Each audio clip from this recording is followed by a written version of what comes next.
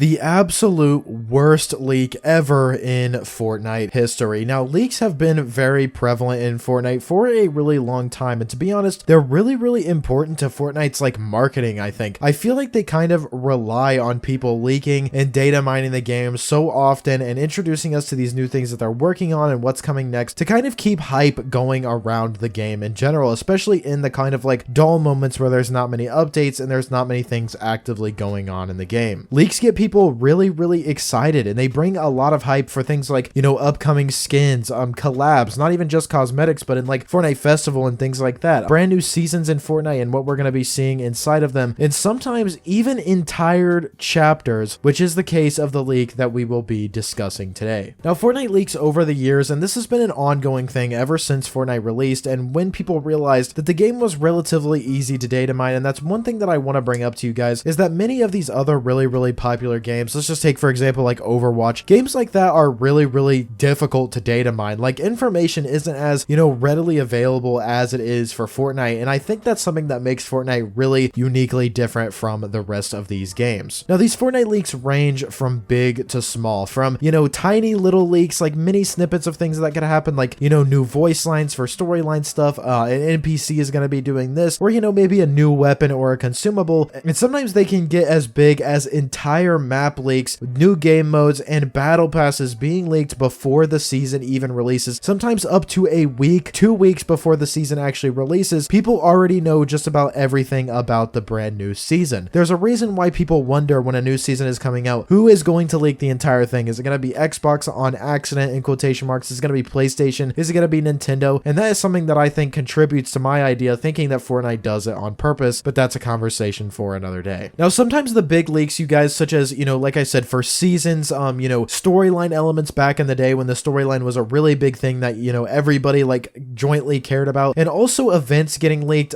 they can actually do the opposite of the intended purpose, you know, in bringing hype to the game and getting people excited, and they can actually make certain features, like, you know, especially events, feel really anticlimactic and boring, especially if the leaks make it look like it's going to be a lot better than what it actually is. People can feel really kind of down about Fortnite when things get leaked and it's just not as good as they expected. Now, surprisingly enough, leaks are actually a pretty like controversial topic, and not as much anymore, but a few months ago people were talking about leaks a lot, and particularly some people believe that Fortnite actually endorses these big leakers like, you know, Hypex, FireMonkey, Sheena BR are kind of like the big three of leakers. I would think they endorse them to bring hype and drive engagement toward the game, is what some people think, but like I said, that's a conversation for another video, and let me know if you guys would like for me to make a video talking about some of these leak theories. Now, the particular leak that I'm talking about today is the roadmap for the entirety of Chapter 5 that was leaked all the way back in April of 2024, which seems like a really long time ago. That was just the beginning of Fortnite Chapter 5, and for some of you, that was the beginning of the end of your Fortnite tenure, but for me, it was actually a fantastic time. Now, I don't think that it is a hot take to say that this is undoubtedly the biggest leak that we've ever had in Fortnite history, but in my opinion, it's also one of the worst and most detrimental leaks that I think Fortnite has ever had. Now, taking a look at it right here, you can obviously see that we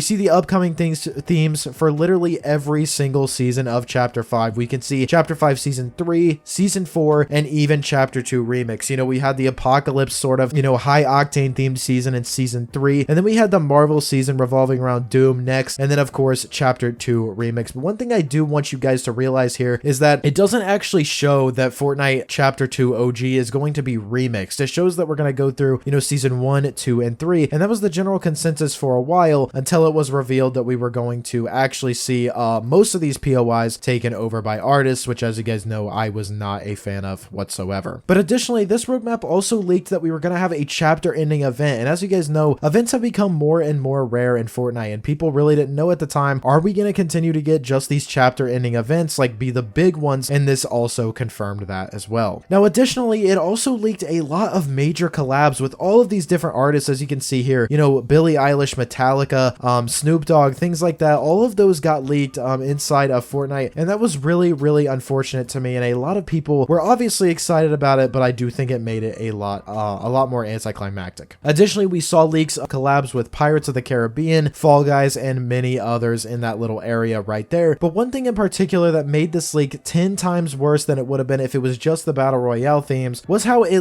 leaked content for the other recently added modes of the time as well. Remember guys, around this time, LEGO Fortnite Festival and Rocket Racing were really fresh and there wasn't much information around them. So when this came out, it was crazy because it was like, they're actually going to be updating these modes like really consistently. We're going to get good content for them, and having something like that happen as soon as a mode comes out, I don't think is necessarily the best way to go about saying, if this was done on purpose, which I do think it was, I don't think it's the best way to show people, hey, we are going to be working on this, so make sure you go ahead and play it. Now, one thing I want to mention to you guys is I've never really been a guy to get upset about spoilers in terms of Fortnite. Movies and TV shows is another story. I will get pretty upset if someone spoils my favorite TV show, but I've never been too mad about being spoiled about, you know, a leak in particular, or, you know, a storyline element, or, you know, an event, like a small thing, an event, like a voice line or something. But this leak is one that really had me bummed out from the get-go. I really did not like that this got leaked, and when it happened, I was really hoping that it was fake, and I genuinely did believe that it was fake, but unfortunately it was not. I don't think really anyone would like literally the next year of content to be laid out in front of them again in this way, and I do think that this was super detrimental in terms of how, you know, a lot of people really didn't like Chapter 5. You know what I mean? A lot of people look at Chapter 5 as the worst Fortnite season of all time, and for a lot of people, you know, I think this could be attributed to why it is so hated, because people knew it was going to happen. It was like, well, after this season we're getting Marvel, so I just won't play, or this season is really bad, wasn't very exciting, the transitions aren't very exciting, the storyline elements aren't very exciting, because literally the entirety of the season, of the chapter, got leaked right in front of us before